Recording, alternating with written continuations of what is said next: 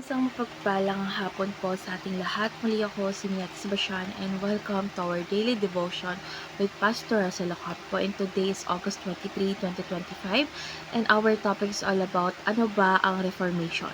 So our concept is all about Reformation.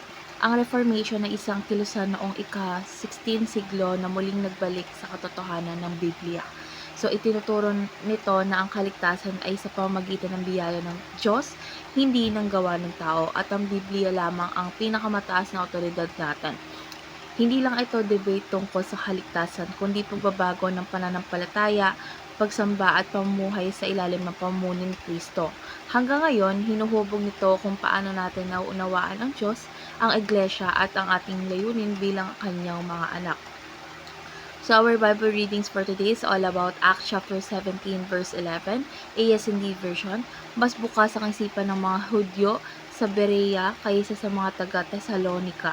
Buong kasabikan nilang tinanggap ang salita ng Diyos at araw-araw nilang sinasaliksik ang mga kasulatan para tiyak king totoo ang mga sinasabi ni Pablo. So, dadako na tayo sa ating teaching. So, yung first teaching is Reformation is about the return to the Bible.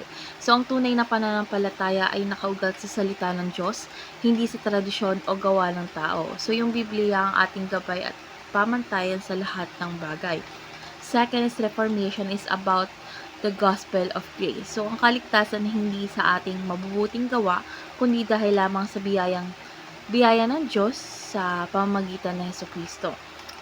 Ito ang pinakabuod ng ating pananampalataya. And lastly is Reformation is about Lordship of Christ.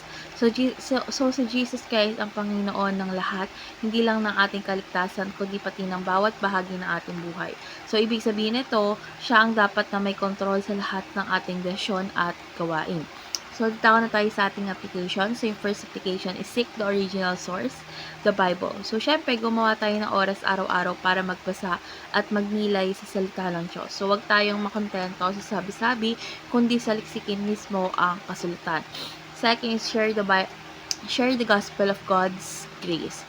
So, syempre, ipaalala sa iba na ang kaligtasan ay libre at galing sa Diyos, hindi natin kayang pagtrabahuhan. So, syempre, maging saksi tayo sa salita at gawa tungkol sa kanyang biyaya. And lastly is surrender all under the Lordship of Christ. So, syempre, dapat isuko natin hindi lamang ang ating espiritual na buhay, kundi pati ang ating trabaho, relasyon, at pangarap. So, kapag si Jesus Christ ang Panginoon, dapat siya ang nauuna sa lahat. So, dako na tayo sa ating last part is our discussion.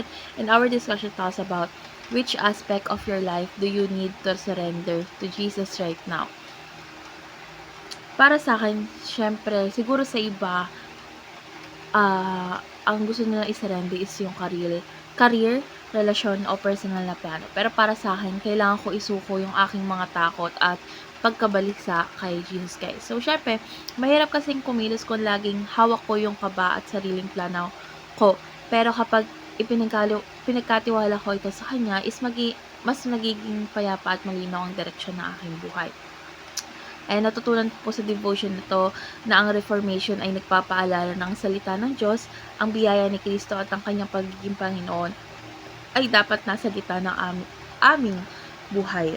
Hindi dapat tayo umasa sa sarili nating lakas, kundi sa kanyang biyaya lamang. So, syempre sa araw-araw, isikapin nating saliksikin ang Biblia, ibahagi ang mabuting balita at buong puso itong ipasakop sa ating buhay kay Kristo.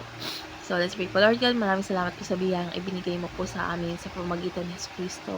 Turuan mo po kaming magtiwala sa iyong salita bilang gabay sa lahat ng bagay. Nais po namin ipasakop sa inyo ang aming puso, plano at buong buhay. Naway mamuhay kami ayon sa iyong biyaya at sa ilalim ng Panginoon. Sa Panginoon Jesus, Amen.